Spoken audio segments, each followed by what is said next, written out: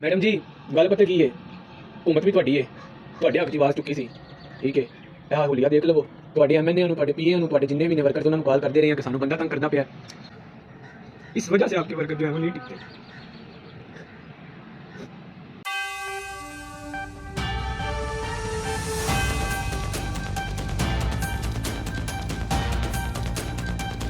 अस्सलाम नाज़रीन, मैं हूं लंदन से अमजद चौधरी। नाज़रीन, ट्रंप के बयान के बाद इस वक्त पूरे जो इस्लामिक दुनिया है उसमें एक बहुत तशवीश की लहर दौड़ गई है। सऊदी अरेबिया जो है उसने भी बयान दाग दिया है और बहुत ज़्यादा जो है लोगों के अंदर जो है वो एक फ्रस्ट्रेशन पाई जा रही है। लेकिन पाकिस्तान की तरफ से कोई बयान ऐसा नहीं आया और वो गालबन मौजूदा दौर के जो हालात हैं उसमें आएगा भी नहीं। अलबत्ता ट्रंप के अपने जो उनके स्पोक्समैन हैं उनका भी जो है वो एक बयान आया है जो थोड़ा सा इस बयान से डिस्टेंस ले रहे हैं, यानी कि कवरिंग करने की कोशिश कर रहे हैं। इसके साथ साथ हम बात करेंगे कि जनाब इस वक्त नून लीग का जो वर्कर है उसके अंदर भी एक मसला चल रहा है। जो उनके सोशल मीडिया के ऊपर कुछ यहाँ लंदन के कुछ लोग हैं और कुछ पाकिस्तान से जो उनके वर्कर हैं, बड़े हार्ड कोर वर्कर हैं, वो इस वक्त तनकीद कर रहे हैं जो वजीर है, खास तौर पर अताउल्लाह तारड़ के ऊपर, क्योंकि उनके साथ एक उनकी समझ लें कि कोल्ड वॉर चल रही है, उसके ऊपर बात करेंगे। इसके अलावा जो अमेरिका की खातून आई हुई थी उन्होंने वो वापस न्यूयॉर्क पहुंच गई हैं और उन्होंने क्या डिमांड किया है उसके ऊपर भी थोड़ी सी बात करेंगे। और लास्टली हम बात करेंगे कि जो पाकिस्तान की इस वक्त जो मार्केट है वो जो है वो क्रैश तो नहीं मैं कहूँगा, लेकिन उसमें बड़ी सख्त मंदी का रुझान है। और उसकी मंदी का रुझान जो है उसके पीछे कौन से अवामिल कारफरमा हैं और वो कैसे लिंक अप कर रहे हैं मौजूदा सूरत हाल से जो इस वक्त हो रही है कि एक बड़ा अलायंस जो है वो बन गया। और उसके ऊपर ख्वाजा आसिफ जो है वो टीवी चैनल्स पे बैठकर क्या बात कर रहे हैं और किस पे इल्ज़ाम लगा रहे हैं, उस पर मलक रियाज एक दफ़ा फिर जो है वो तनकीद के अंदर आ रहे हैं और क्यों आ रहे हैं इसके ऊपर बात करेंगे। सबसे पहले हम बात कर लेते हैं कि डोनाल्ड ट्रंप के उस बयान की। उस बयान के दो हिस्सों को देखा जा रहा है। एक तो ये जो सीधा सीधा बयान है कि डोनाल्ड ट्रंप ने कहा कि जनाब इन लोगों को जॉर्डन में और दूसरी जगहों पे शिफ्ट करो और इनको वहां पे सेटल करते हैं और वो जो जगह जो इस वक्त खंडरात बन चुके हैं उनको रीडेवलप करते हैं। तो जिससे ये जाहिर हो रहा है कि जनाब वो इसराइल का वहां पर कब्जा जो है वो करने के लिए डोनाल्ड ट्रंप ये कर रहे हैं। सऊदी अरेबिया का नाम साथ दिया गया जिसपे सऊदी अरेबिया का रिएक्शन भी आ गया। अब पूरी दुनिया से इसके ऊपर जो है वो एक रिएक्शन आ रहा है। चाइना की भी तरफ से कोई इस तरह का सुना है स्टेटमेंट आया है। चाइना भी इस बात से उस तरह खुश नहीं है। लेकिन इसका एक दूसरा एंगल जो है वो भी यहाँ पर जो अमेरिका के अंदर खासतौर पे जो थिंक टैंक हैं, जो इन्फ्लुएंसर हैं, वो लोग इसके ऊपर बात कर रहे हैं कि डोनाल्ड ट्रंप के साथ नेतन्याहू जो बैठे हुए हैं, जो उनके साथ बड़ा वो गुफ्तगू कर रहे हैं, ये वही नेतन्याहू हैं जो इस वक्त डोनाल्ड ट्रंप की एक वीडियो भी चल रही है जिसमें बड़ी गलीज गालियां जो हैं डोनाल्ड ट्रंप ने नेतन्याहू को दी थी। अभी रिसेंट जो इलेक्शन हो रहे थे उससे पहले की बात है और वो उन्होंने पोस्ट भी की थी। वो इस वक्त वीडियो बड़ी वायरल हुई हुई है। तो नेतन्याहू को तो डोनाल्ड ट्रंप पसंद नहीं करते, लेकिन इसके एक दूसरा जो प्लान या एंगल है वो ये है कि डोनाल्ड ट्रंप ये चाहते हैं कि जो अमेरिकन फोर्सेज हैं वो वहां पे जाएं, पूरे एरिया को रीबिल्ड करें, इसराइली जो फोर्सेज हैं उनको वहां से निकालें और उसके बाद जो है वो फलस्तीनियों को पॉसिबिलिटी है कि वो वहां पर उनको सेटल कर दें। अगर वो वहां ऐसा नहीं होता तो वो एरिया डेवलप हो ही नहीं सकता, वहां पे ये प्रॉब्लम या डिस्प्यूट जारी रहेगा। अच्छा, ये एक मुश्किल एंगल है लेकिन डोनाल्ड ट्रंप से कुछ भी तवक्को की जा सकती है। और दूसरा अगर सोचा जाए तो डोनाल्ड ट्रंप बड़ी मजबूत पोजीशन पे जीत के आए हैं और दूसरी तरफ अमेरिका के अंदर और पूरी दुनिया के अंदर, यूरोप के अंदर बहुत सारे ऐसे लोग हैं जो जो इसराइल वहां पे मजालिम करता रहा उसके बड़े सख्त खिलाफ हैं और डोनाल्ड ट्रंप इसको भी जानता है। अब डोनाल्ड ट्रंप क्या जो दूसरी दफा प्रेसिडेंट बन गया और बाय हुक एंड क्रुक बना है, क्या वो इतना बड़ा इल्जाम और वो इतनी बड़ी ज्यादती फलस्तीनियों के साथ करेंगे? ये एक बहुत बड़ा क्वेश्चन है। बहरहाल ये दोनों एंगल देखे जा रहे हैं।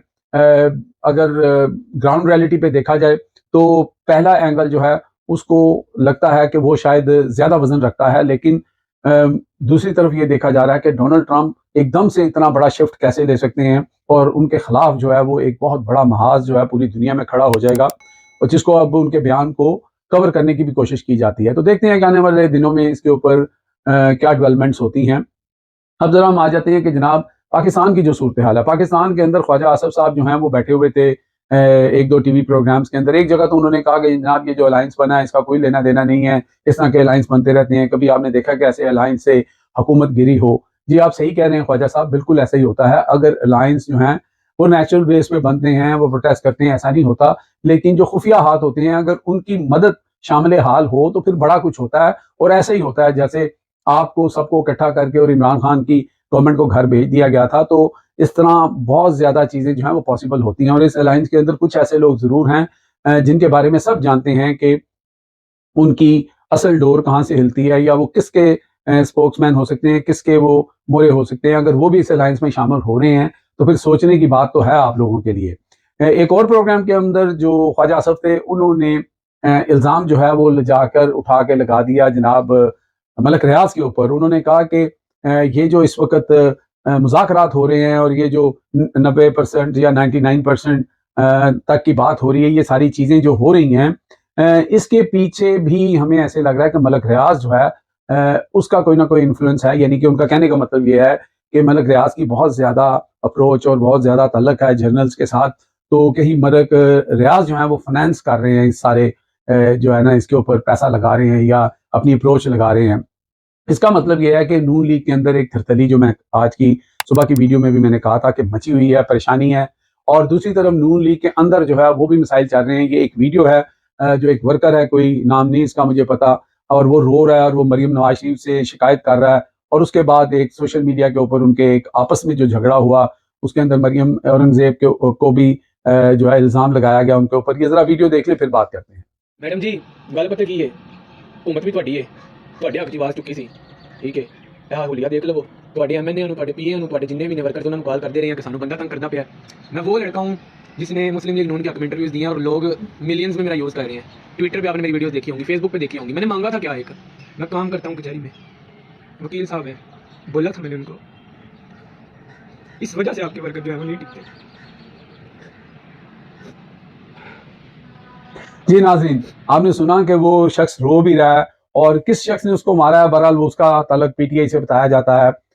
राशिद हाशमी हैं यहाँ यूके के, ये पाकिस्तान में इलेक्शन लड़ने भी गए थे। उन्होंने इसके ऊपर तनकीद की क्योंकि जब सोशल मीडिया के ऊपर नून लीग के जो एक्टिविस्ट थे, उन्होंने इस नौजवान के हक में आवाज़ उठाई और मरियम नवाज शरीफ से सवाल किया, और साथ उन्होंने मरियम औरंगजेब को जो है वो रगड़ा। उन्होंने कहा कि मरियम नवाज शरीफ की सियासत का बेड़ा गर्क जो है वो मरियम औरंगजेब कर रही हैं, ये सारे उनके किए धरे की निशानी है। इस तरह की बातें उन्होंने जब की तो उसके ऊपर जो है वो फिर जो ताला तारड़ हैं वो आ गए। उन्होंने कहा कि ये कोई तरीका नहीं है, मैं इसको बिल्कुल सपोर्ट नहीं करूंगा कि पार्टी के सरकर्दा लोगों के ऊपर आप इस तरह तनकीद कर रहे हैं और आप इसको सोशल मीडिया पे डिस्कस कर रहे हैं। इस तरह की बातों के लिए बहुत सारे ऐसे फोरम्स हैं जहाँ पे आके बात कर सकते हैं, लेकिन इस तरह आप किसी के ऊपर तनकीद नहीं कर सकते।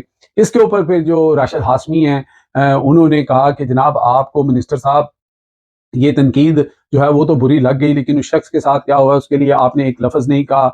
और इस तरह की उन्होंने तारड़ जो है उनको खरी खरी सुना दी। उन्होंने कहा एयर कंडीशन की गाड़ियों में बैठते हैं, गर्म कमरों से निकलते हैं, मिनिस्ट्री के मजे ले रहे हैं, वर्कर के साथ क्या हो रहा है। एक और उनके कोई हार्ड कोर वर्कर थे, उनका ट्वीट भी मैं शो कर रहा हूँ कि वो कह रहे हैं कि यूथियों को नवाजा जा रहा है मरियम नवाज शरीफ की गवर्नमेंट के अंदर। शायद वो जो कॉलेजेस के अंदर जाके लोगों को पैसे वैसे दे रही हैं, क्योंकि ज्यादातर मरियम नवाज शरीफ का जो टारगेट है वो यूथ है।